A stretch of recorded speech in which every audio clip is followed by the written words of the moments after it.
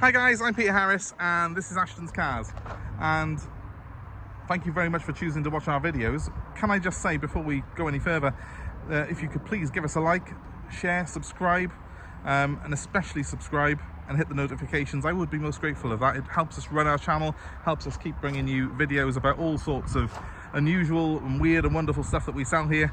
And today's car is just one of those. I mean, sat behind me now, we have a Japanese import Toyota Estima, which is one of the most unusual people carriers that you see on our roads. It's brought in as a grey import from Japan. It was never sold as an official UK car, and this one's got a really high spec. I'll show you around it now.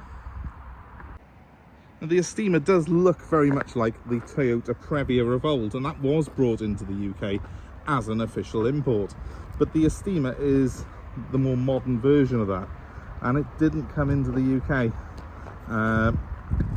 You do see quite a lot of them around though, and there's a good reason for that. These things have got a specification that you would die for, and if you're looking for a really large family vehicle with, and this one's got 7 seats, but they do even an 8-seater version of them, it offers a level of accommodation that you just do not get in anything else.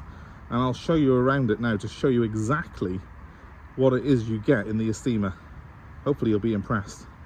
Oh, and did not mention, this one's actually the hybrid version, so it's even ULEZ compliant, and it's pretty good on fuel for a 2.4 litre 7-seater car that's over 5 meters long. Let's have a closer look. It's fair to say that the interior of this car is pretty space age. It does feel like you're commanding a starship when you're sat behind the wheel of it. It's really modern, and it's hard to believe this car's 15 years old. Just goes to show how far ahead the Japanese are in terms of their design. But just check this out in the back. Open the electrically powered doors and, well, look at this. So comfy. Look, these 2 big seats fully recline. They go right back, and they've even got leg rests on them. It's unbelievable. What's more, there's a remote control there, and look, a flip up screen here so you can watch DVDs from the back when you're on the go. It's like a private cinema room in the back of the car. Or maybe, of course, you'd like to have the seats a little bit further apart, and then you can take advantage of having this flip out table in the middle. It's unbelievably versatile, this car is. And of course, when I've got them in this position, it also means I've got acres of space to get into the back. Press this lever by here, and there we have the back seats. 3 of them, in fact, with plenty of space for all. Now, there is a proper 3-pointed belt in the middle of this as well. Earlier ones you will have found with a lap belt in the middle, but once it got to this sort of age, Toyota were putting 3-pointed belts in every seat. So this is a full 7-seater. They do an 8-seater version as well, where you've got the benches on both rows, but I really do like the fact that this has got these nice big luxury armchairs in the middle seat, because there's so much I can do with those in terms of the versatility, and it's just a really cool vehicle. I feel you can, I'm told, convert it into a double bed as well. I haven't tried that bit yet, but I'll take it from Toyota that you can. Also have doors which are not just electric but soft close. Watch this. Just doing that last little 1/4 inch effortlessly back there. It's just a very, very nice bit of kit, this is, and oozes cool, because the kids will think it's some sort of spaceship. They, you know, you've got instant cool cred from the kids by having a car like this. I love the way it looks as well. I mean, yes, it might be a little bit like an egg crossed over with a box, but you know what? It looks different from anything else on the road, and I like that. And this one, I will point out as well, is the pearl white. You probably can't really get, it probably doesn't do it justice on a video, but this metallic paint here, look, can you see if I go close up to it, it's got little crystals in it. Nice metallic finish. It's really pretty. Alloy wheels are in pretty good condition as well. Be careful with Toyotas at this age, because they do sometimes oxidize and look a little scruffy, but this one's obviously been looked after, or possibly been refurbished perhaps on the wheel department, but nevertheless it looks really good. There's 17-inch wheels on this car as well. Yes, they do look quite small because it's a big car. I mean, this thing dwarfs in terms of length even a Range Rover, but surprisingly it's quite easy to drive and park. You seem to sort of just naturally sort of feel at ease behind the wheel of it. Now, being a hybrid, of course, the drivetrain on this switches between electric and petrol, and it does so seamlessly. Toyota, remember, are the experts at doing this. They've been doing it with the Prius for years, and this operates on a similar way in that you will start off generally in electric mode, and then the petrol engine will kick in when it needs to. It does save you quite a lot in terms of fuel, and it also means the car is very quiet. When you park in it, when you manoeuvre it around car parks or around the drive-through, it'll run generally in electric mode and be completely silent, and I love that. I've also found these to be very reliable, like all Toyotas. We've had older ones in, we've had the older Lexuses in as well, because obviously the big Lexus RX models have a hybrid system similar to this as well. And they never seem to lose battery life, which is unusual. Maybe because the fact the battery's not working very hard on them, it just seems to last. So you haven't got that worry of the batteries dying on it. I've never found one that has anyway, and I've seen these with 200,000-300,000 miles on them before when they've been used as taxis. So it's just a very, I guess, very futuristic car really, because 15 years ago, although this was never sold in the UK 15 years ago, it was just so far ahead of the stuff that we were selling. And it's a shame really that Japan didn't bring it over here as an official import. Now let's do the all-important, how does it feel from behind the wheel test. So I'm going to jump in. Now first of all, let me just say that access is actually very good, because the seats are at a very good level for just sliding in and out of, and there isn't any sill. That's obviously level with the floor there. That's very handy for people who do have mobility issues that might struggle to get over the sills on some of the larger 4x4s and other UK people carriers. I'm thinking Vauxhall Zafira, which you think would be easy, has a very deep sill on it, and that sometimes is awkward for people who've got bad joints. So let me just slide myself in here. And here we are, behind the wheel. Now, it's almost like it's something out of the future, as I say, and that seems to be the theme with this thing. It's really cool though, and I'm gonna just start it up for you just to show you, because I want the aircon on partly. It's boiling hot today and the aircon on this car's freezing cold. You just put your foot on the brake. I've got the key in my pocket, and I press this button by here, and it will start. And now it has started. Completely silent, of course, because it's electric. There is the speedo.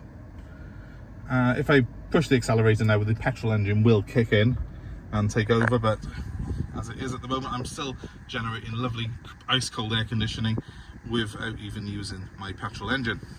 Now, storage space. Well, there's rather a lot. There's a nice tray there that opens that way, and I've got two cup holdery things there and a cigarette lighter there, which hasn't ever been used, incidentally. I checked earlier. Then I've got a glove box by here and another one by here, and if that isn't enough, I've got another one by here with a mini disc player in it. If you've got a mini disc, you can see there's just so much storage.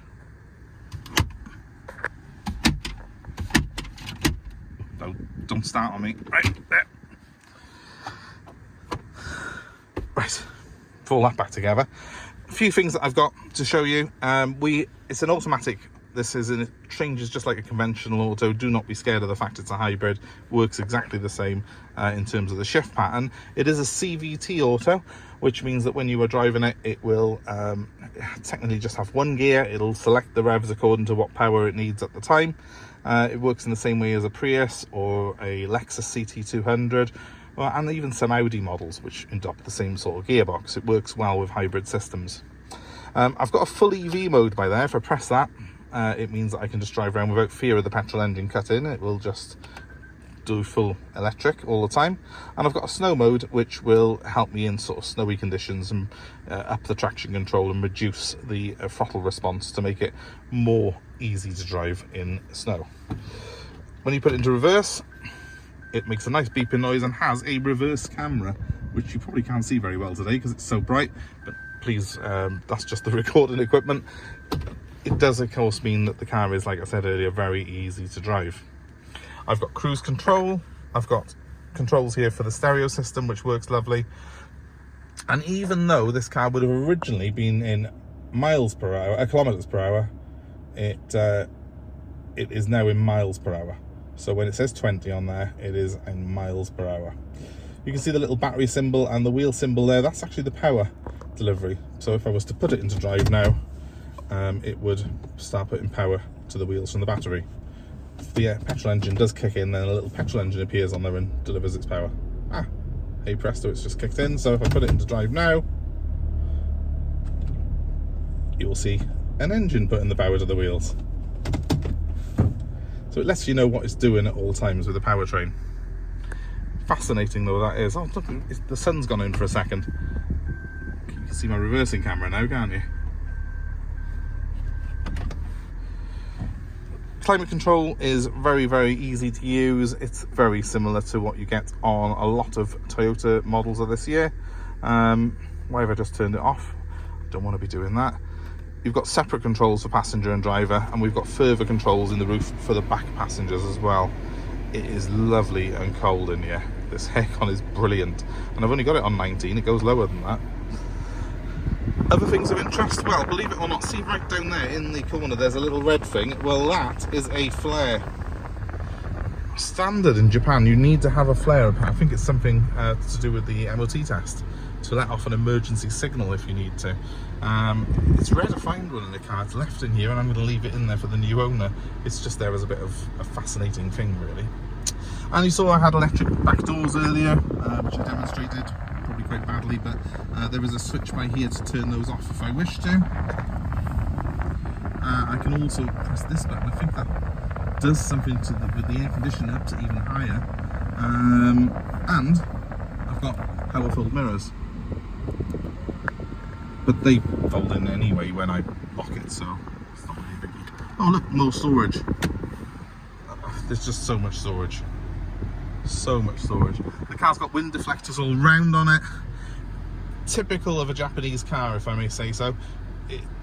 The Japanese spend an absolute fortune on their cars, and having imported cars myself from Japan many years ago, I'm led to believe this is because a majority of property in Japan is rented. So Japanese people, the main purchase that they make in life is their car, and they love their cars. Other beautiful things about Japanese cars is that they do not put salt on the roads. So when this car was in Japan, it never had salty, horrible British winters. Instead, they use snow tyres on them. And that means that Japanese cars of this age are in much, much better condition than the equivalent UK car. They're also lower mileage. I mean, this 15-year-old Estima is only done 80,000 miles, which obviously is not a lot for its age. And because the Japanese are quite a wealthy nation who take a bit of pride in their cars, you always find they're in very, very good condition, which this is. In fact, it's nothing short of immaculate, really. You just wouldn't see a British 7-seater car that's been as well looked after as this for the last 15 years. So I'm loving this car. Now, I'm a bit puzzled by this. It's an extra mirror, it's a blind spot mirror. I was wondering what it was. I thought it might be an extra camera for a minute, because I've seen them before. But no, it's just the blind spot. Now, let's have a quick look at the boot anyway while we're out here.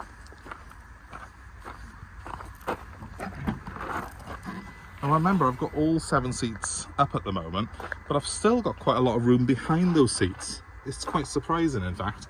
And underneath here, more room.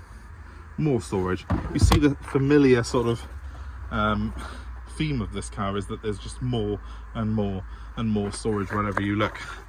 Even on these back seats here, we have got cup holders on the sides. 4 cup holders just on that back row. Crazy. Again, we've got more cup holders in that tray in the middle there, and in the front the same again.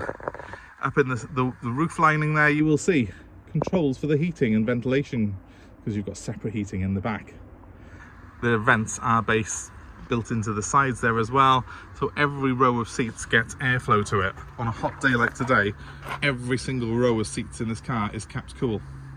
And unlike old Previas and Estimas, which were similar size and shape to this, the older models, these ones, the seats actually fold into this recess. So when you're not using this bench, it folds away completely out of the way and you're left with a van-like size in the back, which is fantastic. Now, rear hatch is manual, and I know that's very hard on people having to physically use your hands to shut it, but yeah, we've got electric doors, so that's not too bad, is it? I mean, all kidding aside, what a car. What a car. And the best thing about it is it's a Toyota. And if you're a familiar viewer to this channel, or you know anything about Toyotas at all, you will know that that means it will last, it will work. It's a trouble-free car. They are just so well engineered. I rate them above anything, and I have driven everything. So take it from me, if you want trouble-free, worry-free motoring of any size, not just this sort of vehicle, but anything, look at a Toyota, you know, and consider that as your next purchase. Even if it's a little bit more expensive than the equivalent French or German equivalent, the Toyotas are just so well put together and so well screwed together. It's just worry-free, trouble-free motoring. So I'm hoping this is for someone. It's an ideal family vehicle. It's a little bit different, a little bit unusual, and it's got accommodation that really surpasses even things like the giant S-Class long wheelbase I've got there. The seats in this have got even more room in the back, recline even further, you know, and on top of that we've got that DVD system in the back of it as well. It really is something else. If you're interested, please give me a call on 07932 873 646. I'll be glad to give you as much information as I can on this car and any help I can with purchasing it. And of course, we do offer nationwide delivery, so that goes for wherever you are in the UK. Let us know, we'll sort it out for you. And we do take your old car in part exchange, so let us know what you've got and we'll sort a deal out on that as well. But I hope it's been of interest, hope it's been a good insight to you having a look around this Estima. It's not something I see very often, even in my job, so but it is something that I would really, really recommend looking into if you're after a proper good family wagon. So my number one more time is 07932 873 646. And of course, please give us a like, please give us a share, subscribe to our channel for more car buying advice and more cars like this that we have available for sale, interesting and weird and wonderful stuff like the camper that I've got there in the background that we have available. Please subscribe. It really does mean a great deal to us that you do that, and you'll be kept abreast with what we've got coming in. And thanks very much for watching. Have a great day wherever you are. Bye for now.